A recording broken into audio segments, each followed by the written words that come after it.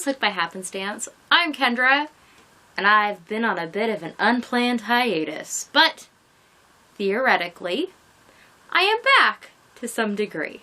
So hello.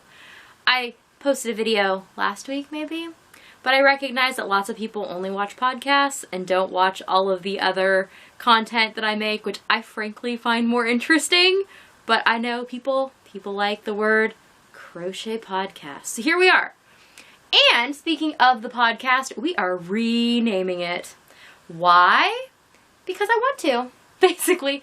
Well, I feel like I'm at a point where when I created Makes Monday, I had good intentions, and it was like the right choice at that time because I was basically doing, I don't know, more daily content across the board. However, I just don't think that in this moment and season in my life, both like, you know, season of the year and place in my life, that daily content is the best way to go all the time. Sometimes, yes, not always. So, my crochet podcast here is changing to Made and Making, where we will always discuss the meaning of a word at the beginning. And then, throughout the course of the episode, I will show you how that meaning manifested itself in the things that I made, which I think will be a fun and interesting journey for us to go on. I do not know how often I will make these, if it'll be weekly, if it'll be monthly, if it'll be whenever I feel like it, probably that one. But my hope is that by taking a weekly concept out of the mix, I will not feel guilty for not making videos. And I know people say that, like, I should do this for fun and whatever. I am doing it for fun, and I don't feel guilty because you expect it. I feel guilty because I expect it, because I have made the commitment to myself, but for many reasons, I cannot always follow through on those commitments that I have cooked up. So, it is purely a guilt factor within me, not like I need, you know, validation that it's okay and whatever. I just need to validate myself and say it's okay repeatedly. So, we are just going to change things up. And I have not made one of these style videos since September. And originally, I was starting to film at the park, which I would like to again someday, because someday it won't be really, really cold when I'm there. But it has not worked out for the last several months to do that because, firstly, it was harvest time, and the park where I was filming is adjacent to the grain elevator, which during harvest time runs constantly, and there was big, loud, like fans that run in the silos all the time, so it was very loud, and that was annoying. And then it got cold, and then I actually have not been available on many of the days that I would have filmed at the park. So I stopped, and then, you know, life gets in the way, and I just did not have the motivation to make the videos, or even the motivation to necessarily do the crafting. So what you are about to see here is a going over of the things that I have made when I'm in my not particularly productive craft state, which I recognize is going to be hilarious when we go through the pile. But for those of you that have watched all of my content, you will know that this is not necessarily a very big stack. So let's begin, like I said, that we'll begin with the meaning of a word, because I love me some words and I love some definitions and meanings. So our word today is rebels. Rebels is a noun meaning people who rise in opposition or armed resistance against an established government or ruler. We will discuss why rebels was the word in question, but not yet. First, we will talk about some earlier makes of mine that have just been hanging around. Some of these I may have shown you, but I have now woven in all the ends.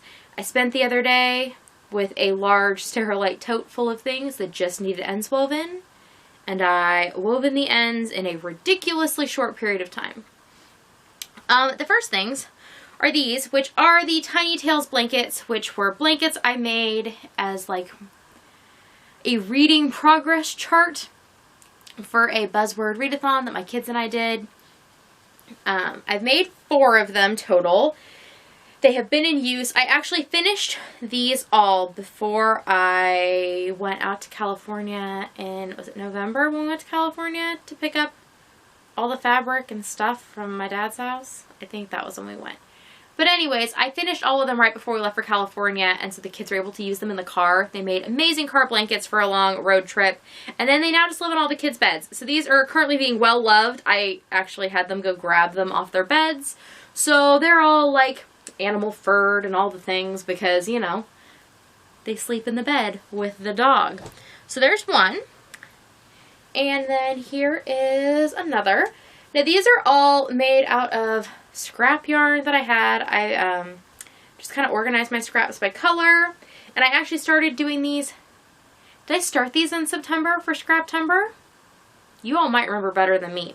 But I just did these spiral blankets that I like to make where I just go and go and go and go. And I put a increase that is a post stitch. So that way I can mark my progress. And whenever I get to post stitch, I just put in another one. So it automatically just grows on its own. And then at the end, I just put like, I don't know, a little leafy-ish detail. Just kind of like ripply. So that way it all looks nice on the edges. And I work over my ends. And then just clip them all. So that is the easiest way for me to do scrap blankets. And I found these really enjoyable. So that's two of them. Here is the third one. I think they turned out really cute. The color combinations, the way that the color combinations were determined was that we read all the books, all of the picture books that we owned that had the word "and" in their title. And I wrote them out using, you know, figured out what colors I had. So like the rainbow, plus black, white, and brown. And so I wrote all the names down using a color from that grouping. And then the kids would randomly pick which books they wanted out of the stack. And as we read them, I noted them down, and then I put the colors in that order so they represent the books as we read them, which was like my way of randomizing the color selection, but also like giving that randomization some meaning, which I really, really enjoy. It makes my brain super happy. And then here is the final one. This one actually did not go to California. This is the last one that I finished, and I finished this one after the first of the year. I had gotten like to here, I think. And then in the last weeks of December and beginning of January, I was kind of getting my Crochet back a little, and so I was going through and just being brutal and deciding all of the whips that I had in progress, if I was going to finish them. I just, like, if I picked up a bag and I was going to finish it, I finished it. If I was going to frog it, I frogged it. And I made them disappear for the most part.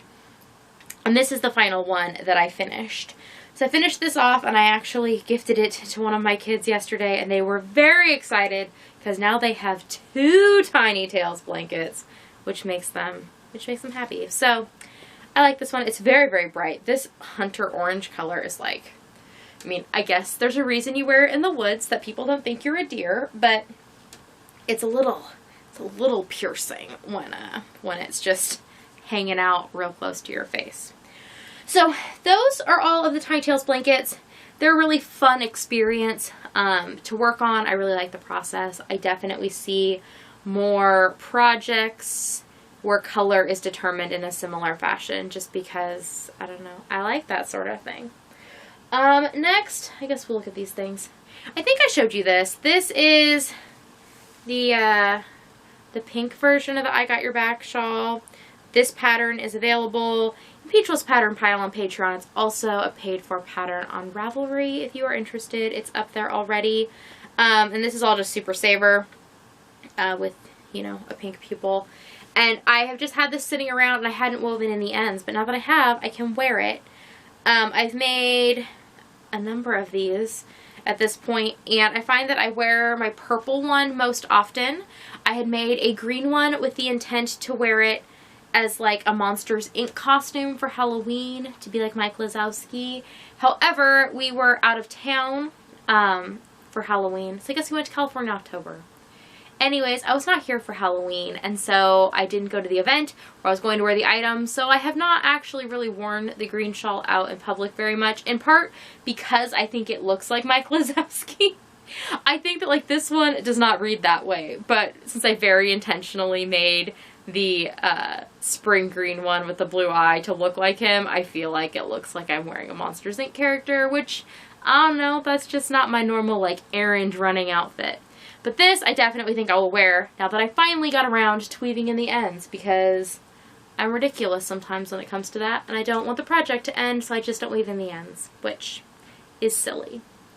Next, I finished this, which I know I talked about when it was in progress. This is one of my Simply Satisfying rug mats. That pattern is available in Peachless Pattern Pile on Patreon. And I finished this one. It's a little smaller than the ones I'd made before, but I made this one to be a bath mat for my bathroom. Like, I measured how long I had, and this should fit pretty much perfectly. It's going to be like our Valentine's-y one, I think. And then I'm also going to test out that size, and if I like it, I'll be making us more to fit in a particular place in our bathroom that could use a new bath mat situation. But this is just made out of cotton yarn from Stash. The red is Bernat Handicrafter Holiday. I bought cases of it at one point from the Spin Right e-tent, and I'm still working my way through it all. I also had several cones of the pink Peaches and Cream, which I very well might have gotten from the e-tent as well, or I got those on clearance at Walmart. I procured them very cheaply somehow at some point when I thought that having large quantities of dishcloth cotton was a thing I needed in my life. Now I'm in the process of using up as much of it as I can so that I don't have large quantities of dishcloth cotton in my life.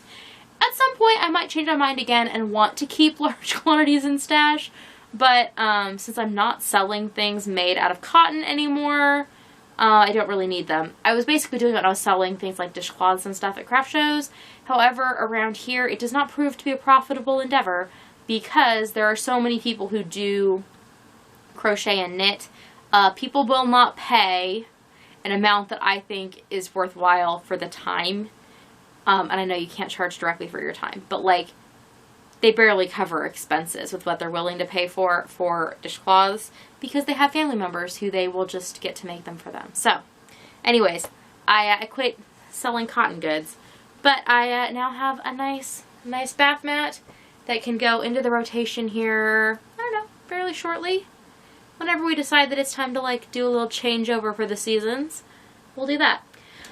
Then we come to these, and this is a pattern that I have developed that will be coming out shortly. It is in its final rotation of me testing it. This is called the Can't Stop, Won't Stop tablecloth, and it is because when I work on one of these, I can't stop, I won't stop. There'll be a video coming out where I am in the midst of making one of these, and I am very excited about it. I filmed it a while ago when I was making one of these, and very excited. So, yeah, you just can't stop, won't stop when you're doing it. And this one I call my cherry chocolate Can't Stop, Won't Stop because it reminds me of cherry chocolates because it's got like the red and browns. And this is going to be our Valentine's tablecloth for the table that we built in our parlor. And this was just, I went through and in an attempt to use up all of that cotton stash yarn, I just pulled out all the balls that I thought matched. This started with the variegated, and then I picked out the cream and the pink and the brown were all balls that I just had laying around that all kind of went together, and I threw in some of the red Bernat Handicrafter and just worked my way through it that way, and I really like the way it turned out. I didn't really care too much for this cream color on its own, like in the ball, but then when it was mixed with these other colors, I like it a whole lot more, and it kind of has a little sheen to it. So I'm happy with that and excited, and like I said, this pattern is almost complete. I just need to do one more run through and then finish formatting it, and then it will go into Peachless Pattern Pile and hopefully also as a paid for pattern on Ravelry. So then here we have another Can't Stop, Won't Stop. This is in Peaches and Cream in the Billowing Blues colorway, which is another cotton yarn where I bought cases of cones from the Spin Right e-tent back in the day, and I have made so many things out of this Billowing Blue colorway at this point that I would say that I don't want to do it anymore, but I actually think it is an amazing colorway for making things because it just is generally appealing to a lot of people. So I like it. I've made some rugs. I've made all manner of things that you can make out of cotton. But this is the most recent, and I think this will be kind of our wintry one because it's kind of like snowflakey, and blue is kind of our current theme for color as far as holiday related stuff. And we're celebrating the entirety of winter, so we'll be celebrating through March, considering it a festive time of year. So this will be going on the table now that I've shown it to you. Next, we have some more things that are patterns of mine. These I have shown you before, maybe. I know I showed you when I was working this. This is a warm and smooshy cowl. This is made out of Lion Brand Mandala. And this one I made for my husband, Steve, because it's like brown and it matches his coat. He was wearing it yesterday after I wove in the ends, and it looks really cute on him. And it's very cozy. And I really like this pattern because it's super versatile. Because it has a different top and bottom, you can basically wear it this way or this way. And because of the way the stitches are textured, you can also wear it this way or this way. And while this one has one, the final pattern does not have a seam, so there is no wrong spot on the cowl, which I think just makes it really functional and multifunctional, which I'm a big fan of multifunction. So I'll talk more about that in a little bit and that pattern. So there's that one, and actually here is another warm and smooshy. This one is one of my kids, and it's same pattern, super functional. This one is made out of, I want to say sheep herders wool.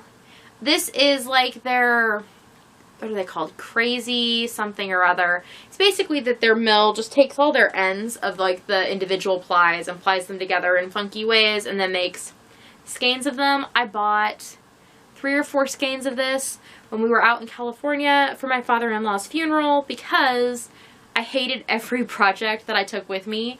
I was trying to work on stuff on the train, and I needed something to work on while I was there because it was like, you know, stressful and a social situation, all the things, and I just couldn't stand any of the projects I brought with me. Not that I didn't bring projects, I brought like 4 and I didn't like any of them. So we went to their LYS there. We have swapped cameras because the battery died. So I went to the LYS by my mother-in-law's house, and I was looking for yarn. I really didn't care much for their selection. I was hoping to get something that was like locally dyed, but basically they just had a lot of like Ella Ray, sheep herders wool, and there was some, I got a skein, was it Manos? I got a skein of something that was like something I'd heard of, but and I mean I've worked with sheep herders wool because I've been gifted it before, but I've never worked with this like crazy colorways before. And I tried making this into multiple things, and finally it turned into these several items, which you will see here. And again, the Warm and Smooshy has all of the options to turn to different ways. I actually kind of like this one inside out.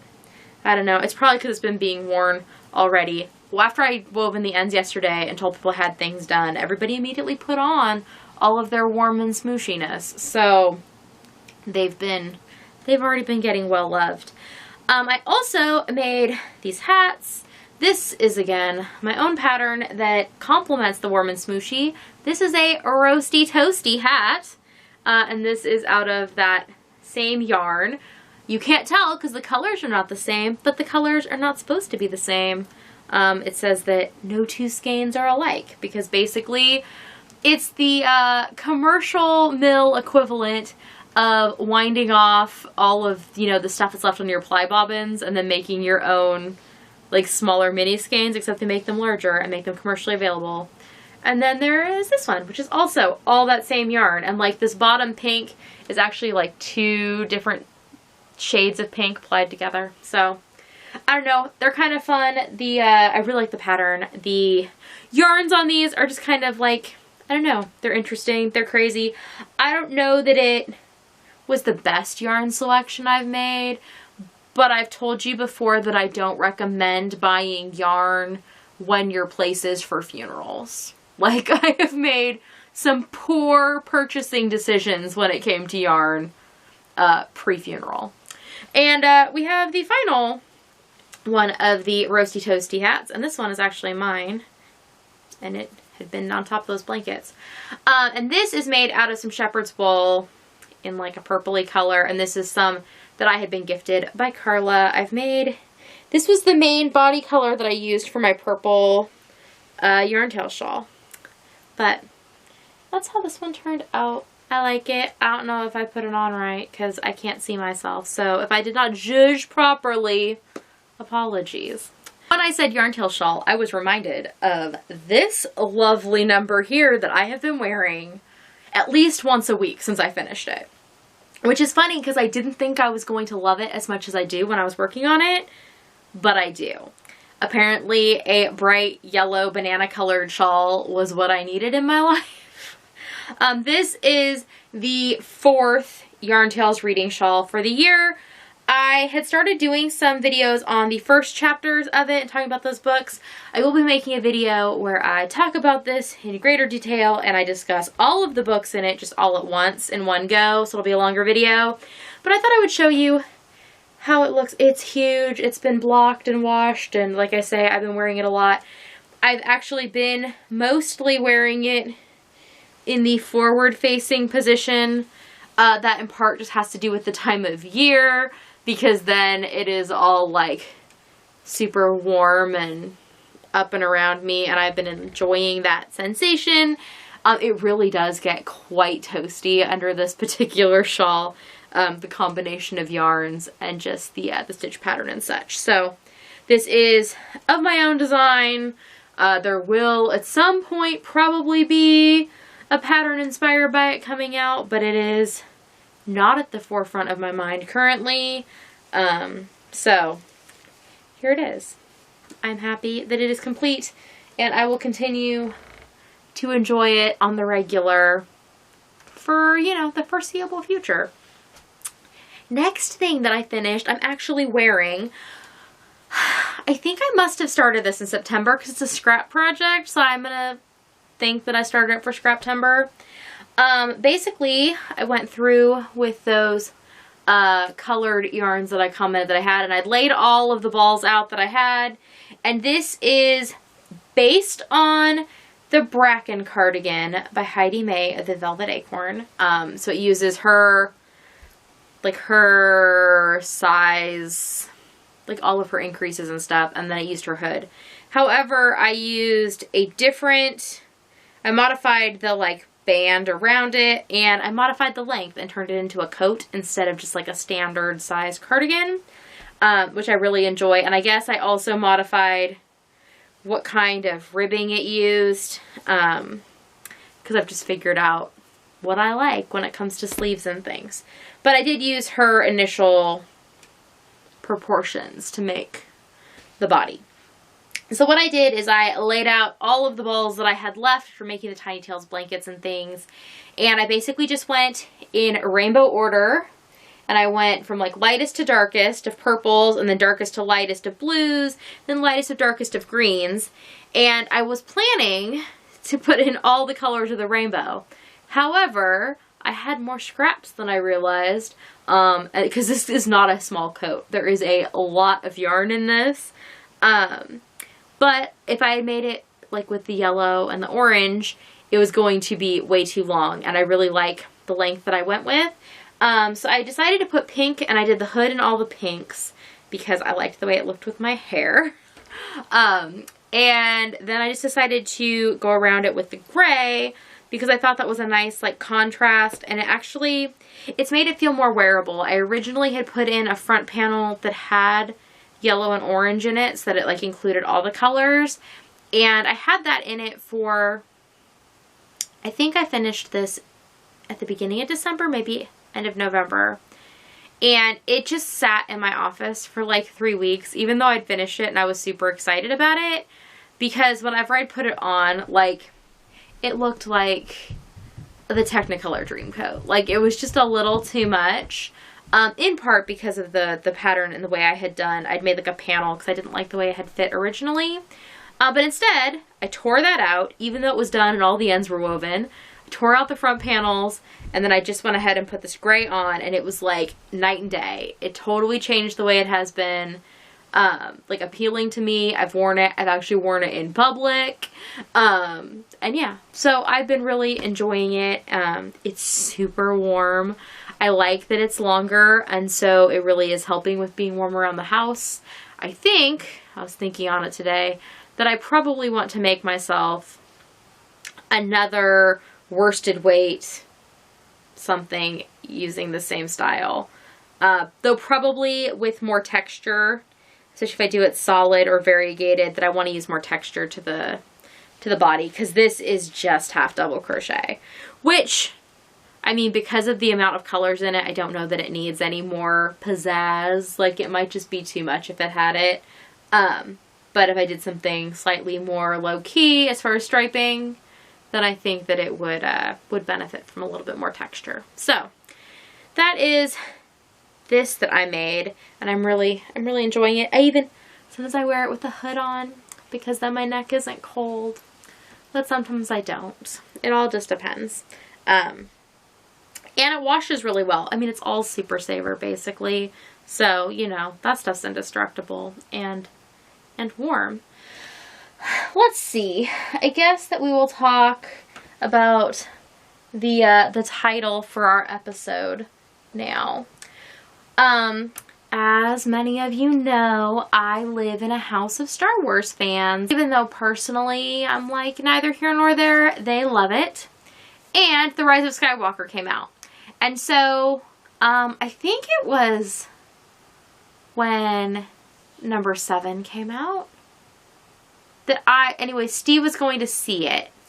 And so I made him an R2-D2 hat out of burlap blanket. It's the ugliest thing. I made it up myself. I had not been crocheting all that long. He wore it like a champ. He actually was wearing it yesterday. He wears it to sleep in because our room is very cold, so he calls it his head blanket. So R2-D2 gets worn a lot. I have also, for other Star Wars movies, I made him a scarf out of Lion Brand Heartland that I used a patterning technique to use Morse code to make it say, "May the Force be with you," and then it has the Star Wars logo into it. I've also made him a hat that looks like Luke's speeder helmet. And then for The Last Jedi, all my kids went with him, and I made all the kids' lightsaber scarves. So, like, Rise of Skywalker, I needed to do something, right? So, I didn't really, like, there's no characters I haven't already done that I feel like a great affinity toward, or that my family necessarily is specifically into.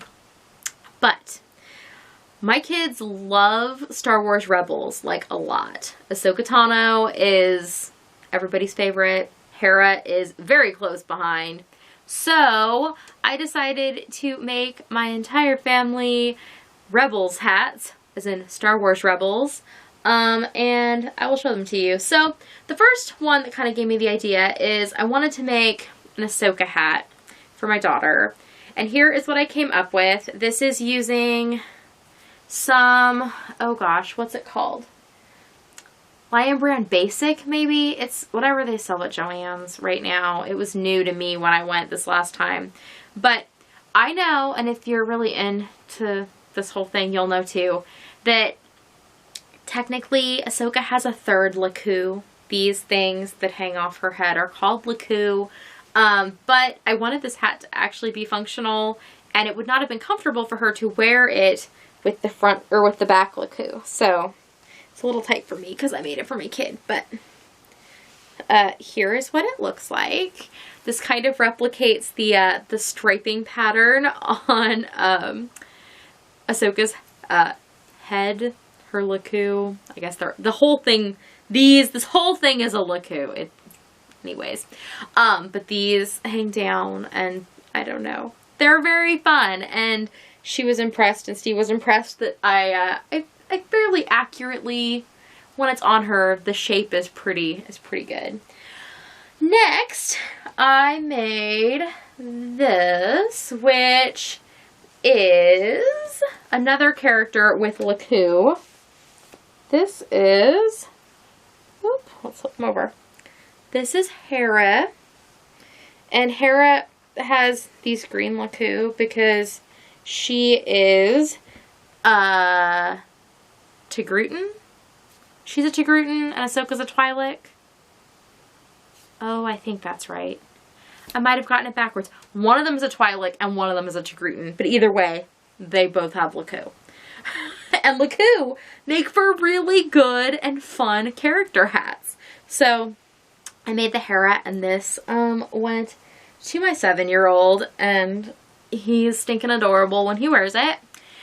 Then I needed to make, I was trying to figure out who else to make, and I decided that I was going to make Steve a little hat, kind of like his R2-D2, but an upgrade because my skills are better. And so when it came to Rebels, their robot is named Chopper. So this is the Chopper hat that I made. And now Chopper's disc on the top is flatter, but we decided that this was more fun. So I made it like this. And so you can make like beeping noises and twist your head like your Chopper. And Chopper actually has like little arms that come out, and it's very fun. So Steve has been wearing this, and he has worn it not only to see the movie, but this is currently like his, he wears it to work every night hat. And only one person that he works with, not that he encounters a lot of the people because he works overnights, but only one person has asked what it was. And they did not recognize it, but they're like, I can clearly tell you're supposed to be a character. Which character are you? But I just made up the pattern on my own based on the way that the Chopper looks. And again, all of these are made out of whatever that basic Lion Brand basic is, except this particular gray is some Super Saver. The blue's Super Saver. But the other stuff is all stuff I bought, and I bought it with this purpose. I went to Joann's without my family. It was weird and wonderful, and I roamed the aisles for a long time to make these secret hats. And then finally, my youngest needed to be a part of the Rebels group. I was trying to figure out, there's several humans in the group, but like none of them have good and distinguishing features to make a hat of. But there's a character named Zeb who is also part of their crew, and this is particularly small because this is for my 6-year-old, so his head is much smaller than mine. But anyways, Zeb has like these kind of ears and this kind of purpley head, and then Zeb has this beard with like this thing. And so this is the Zeb hat. This one has probably gotten the most love and also been the most abused because this is just begging to be pulled on, and honestly, I mean, what kid of that age just puts a hat on and leaves it on? So this is the Zeb hat. And so my little Rebels crew was very excited, and I managed to do this all as a surprise. I bought the yarn without them knowing, and then I told them, I said, I'm working on a secret project. I wouldn't tell them what, and no one even could guess because, I mean, this is a weird secret project, right? Like, who's gonna guess that I would have picked these characters, especially those particular ones? So, anyways, I made those. I enjoyed it. My family enjoyed it. I don't know what I will do if they make more Star Wars movies. Maybe I can now just consider myself done because I've done, like, you know, we ended the saga, so then maybe now it's more optional. But it has been special, and Steve really likes going to see the movies on opening day, and so it's fun to get to, like, make him something special to wear to them. And there is one more thing that I have made, and I made this in the last week, though I started it at the beginning of December. During the Project for Awesome, which is a charity live stream that the Vlogbrothers do on YouTube early in December usually, I decided that I wanted to make everybody in my family a sweater for the winter, but I also was very specific that I was not going to have them done in time for solstice and that they were not going to be like holiday gifts. I just wanted us all to have something that was like kind of similar. And so I was peeking around on Ravelry for a pattern because I'm like, I want to do this mindlessly. I could come up with something on my own, but I'm just going to buy a pattern. And I found this pattern for I think it was called a mandala sweater. I paid for it. It came. It has like a snowflake on the front. I do not advocate for this pattern unless you really don't understand how to do color work and you really need the chart. I had hoped that it was going to have, because it said to make it any size.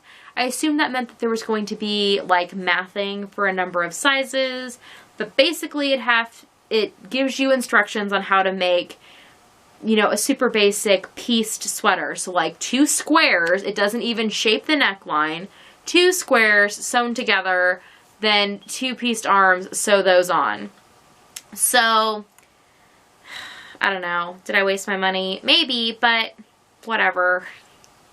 I don't know. But I did use the pattern for the color work portion, and I kind of started by following the instructions, and then I just went my own way, because I can make up very easily a sweater that is as unshaped as that, right? So I used, this is for my 7-year-old, and he wanted a green sweater. So we went through, and to find out what I had that was like, he looked at all the greens that I had in any quantity, because I also wanted to make it all from stash. And so he picked out this camo yarn, which I had, and then I had a bunch of this charcoal colored yarn. I knew that those would look good together. So I decided to make the body in the charcoal, and it has the snowflake. He has been, I finished this last week. Yeah, last week I got it done, and since I finished it, he has only not been wearing it maybe today because I confiscated it out of the dryer, but he really likes it. So I made the sweater as called for, and then I gave it to him, and I just put like a standard, just like a little neck on it, and he's like, can you make a hood?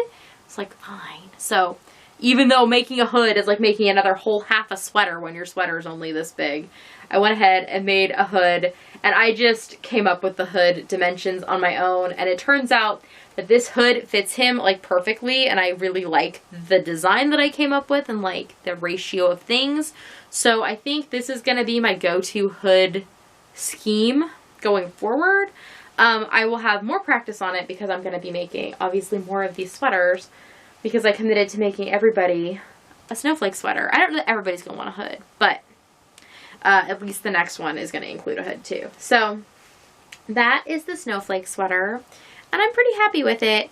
I started it at the beginning of December, and I started doing I did the whole back during Project for Awesome. I made the back panel, and then I started making the front panel, and the snowflake just wasn't working out, and I was frustrated because the pattern wasn't what I had anticipated and whatever. So I just kind of put it aside. And when I was going through my you need to do it or get rid of it process, I pulled out the project bag that had this in it, and I was like, you need to do this. So I sat down and I did it. And I actually was having great success with doing the color work one night that I decided, I just sat down and in one evening did the entire front before I went to bed, because when you're working with 2 colors, if you have it all playing nice, it's very difficult to put it down, because I recognize that it might not play nice in the future. So I can show you my floats. They're not perfect, but they're not bad. I did realize that when I pulled it out of the dryer that I have one thing that I forgot to weave in. Though I actually think it might be woven and just not clipped. But anyways, here is how my floats turned out on the inside. And so it makes it nice and warm too, because it has that like extra layer of yarn, and he knows to be careful. On the ones I make in the future, I'll be better about catching the floats more frequently, but I don't have any that are super long, and they all lay nice and they're pretty. So I'm happy with that, and I'm glad that he's enjoying it, and he will be very happy that I'll be returning it to him now that I've made this. So let's move on from the made to the making, right? As the new name states, made and making. There's the things that I've finished, and there's the things that are still on my hook and that are in process. And I'm going to share with you all the things that are currently in process. This is all of it. There aren't any more whips. This is it. first I need a sip of tea because that's a lot of talking, because that was a lot of projects, and there's a lot more projects to come. Well, not really that many. There's a number of projects to come. I don't know what that number is right now. Alrighty, so the first thing that I have been working on, I've been working on for a while now, and it's nearing the end. I am working on the final yarn tail shawl for 2019. So I showed you the yellow one that I completed. I started out with a purple one, then I made a blue one, then I made a green one, then I made a yellow one. So now we're on to orange, which is actually more like peach, because I used some yarn that I had been gifted, and I paired together. I'm actually really excited for this one to get done. I think I will really enjoy wearing it, and it has a stitch marker on it. That's a bell, and so when I work on it, especially in public, it can be kind of embarrassing because it jingles, but I also kind of love it. So, but I've been working on this. It has 3 different colors. I have one more color change and then one change back, and then I'm done. I think I have 2, maybe 3 more books to add into it. So this is very near the end. I just need to finish it. And this has been my carry around project. So this is basically just lives in my purse. So it has been getting intermittent love. Sometimes when I just need something to work on, this is what gets pulled out. Or if I need something that doesn't require counting or anything and is not too big, that's been my go-to. Next, let's see, what else have you seen? Oh, this. I think I talked previously in a podcast that I was working on a black sweater. Well, this is the yarn from that sweater. I had like this many inches into it, and it was going to be like, I was working it bottom up, and I changed my mind and decided that I wanted to work top down because I really would just like to use this pound of love and have that be all the yarn that I need. So top down means that I can stop when I run out of yarn. This I am using the proportions from the Reminisce cardigan by Heidi May of the Velvet Acorn. However, I've made a number of changes to kind of make it textured. I don't know. The day I was working on it the most, I really, really liked it. Now I only kind of like it, but I know that I will like having a lightish weight black cardigan when it's done. So I'm just in it till it's done at this point. It's black, so I can only work on it in certain light. I have gotten to splitting, like I just split for sleeves a few rows back. So now it's just body. I might go in with the other end of the Pound of Love skein, which, you know, is gigantic. I might go in from the other end and put the sleeves in, and that way I can just work the body till I run out of yarn. In fact, that's probably what I'll do because that would make the most sense now that I split for sleeves. So it fits really nice. This was my birthday bag from 2 years ago because the year I turned 33 and I just turned 35. So these were good size for the Pound of Love. Fits nice in this bag. I'll have to remember that if I make more things. I have several more Pound of Love skeins that I would like to use probably to make sweaters, so that's a good thing to know. What's in this one? I don't even remember what's in the bags, in part because some of these I just put into bags. Oh, this is the next Snowflake sweater. Instead of starting with the ribbing, this time I'm starting with the color work section. Again, my kid picked the yarn. There's the back. It's probably going to be a mess when I pull it out, that I need to discombobulate the 2 colors of yarn, but I don't think it'll be a problem. This was like one evening of work. So I need to finish the snowflake and then do the back and the arms, and I'm just disregarding the pattern at this point beyond using the chart that is in there for the snowflake. And this one will have a hood too. We haven't determined yet exactly which color it's going to be. Again, so I'm using stash yarn only.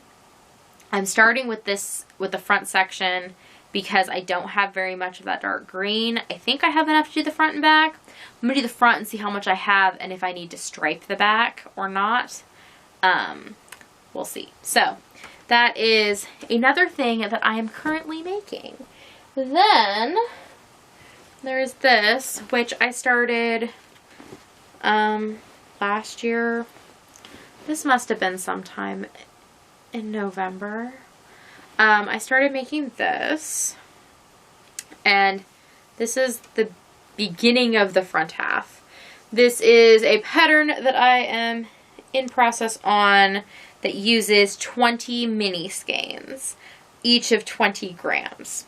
So I didn't have 20 mini skeins of 20 grams, but I did have several full skeins that I liked together. So I had a full skein of this purple and this turquoise and this light purple and this gray. So I went ahead and I rolled off, using my postal scale, I rolled off 20 gram mini skeins, and they're all living in this little horse bag of mine that I made. Eventually these will be coming to the shop. I have a bunch of bags in this size that are all cut out. I just need to get put together. But I made all the little mini skein balls, so that way I can just work my way through them. And I think there's a second piece. I've started on the other side. Yep, I have. Here's where I'm at on the back. So, oh, there's little scraps. Oh, I must have, you know what I did? I finished a project that I had been doing in here, and I clipped all the ends because I was doing that not at home. And then I just started the next project and stuck it right in the bag. This is also the same size as that horse bag. These are really nice for like anything that's like a small sock weight project. You obviously can't fit like commercial skeins of worsted, but it works well for a 100 gram ball of fingering. So this is the first bit of the turquoise color, and then I will add in the next one. I haven't given this project any love in weeks, but it'll come. I'll get back at it. I like this one, so I know that I will finish it. It's just a matter of when and making that happen. Then there's this that I started 2 weeks ago, maybe 3 weeks ago. And this is going to be a sweater for myself. I was gifted a box of yarn, and in it came this purple yarn. It's kind of a purpley gray, and it's like a chainette style. And so I had 2 skeins of it. So what I'm doing is I worked the front, like this is the bodice of the sweater, and then I'm going to work the neckline. Then I'm going to work down the back. And then I will take these 2 skeins that I got. Knitty and Color had a really big sale on like her test skeins and stuff, like things that didn't match her colorways. And so I picked some of those up when that happened because I always wanted a Knitty and Color skein and I'd never had one. So the random bundle, it wasn't random, like I saw what they were before I picked them, but the bundle I picked had this purple and this gray, and then there was a variegated that went with them. So there's this purple tonal, this gray tonal. I'm going to hold these 2 double, and I'm going to use that to make the sleeves. And then I'm going to do ribbing at the bottom also in this color. So we'll see how far I get. I have this much left, which should be enough to do the back, and then we'll see how far these get me on arms and things. I'm just making up as I go along, and I'm just trying things on as I go along, and everything about this is just smooshy and amazing. So I'm enjoying the process both of working with all of these yarns because they feel really, really good, and I think they're going to feel really good on, and I think they're going to be really fun on when I get this all done. So that has been a fun endeavor, and I basically just figured out the proportions and stuff by taking a top that I really like and mimicking its silhouette by, like, you know, just taking the fabric that I was creating and setting it on top and continuing to do increases and things till I made it all match. And then I just need to do a similar thing in the back, but with fewer increases because my back is not busty, so it does not need as much room. And there is one more thing that is the thing I am most currently working on. And this is another and final Warm and Smooshy. And my hook is all caught up in it. So I should be done with this by the end of today, maybe end of tomorrow. My plan is that the Warm and Smooshy pattern will be all done and up in Peachless Pattern Pile by Tuesday. Today is Thursday, so by Tuesday it should be pictures taken, formatted, and everything up there. And then I also plan to put it up on Ravelry as a paid for pattern. And then it may be Tuesday, it might not be till the end of next week, that the Warm and Toasty will go up as well. So those two will both be available in the world very, very shortly.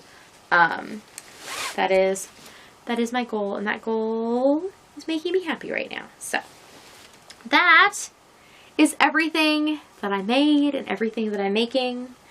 That is everything that is going to be hung back up on my wall. I have I used metal bars, and I made like a hanging bar, and then I have hangers on them, and the project bags hang on the hangers. The ones that don't have hangers live on this shelf right here. So that is how I am currently storing my works in progress, so that way I see them front and center and can prioritize them, along with all the other things. I want to prioritize a lot of things, which really is not what prioritize means. Did you know that? You can only prioritize so many things. Anyways, I hope that you all enjoyed seeing what I've been up to. I will not promise when I will see you again, but I will promise that I will eventually. And when I do, these will be further going forward. They'll be marked as made in making, and I think I'm going to give a fresh start to numbering. So this will be made in making number 1 to start off 2020, and we'll just go from there. I will see you all next time. Bye!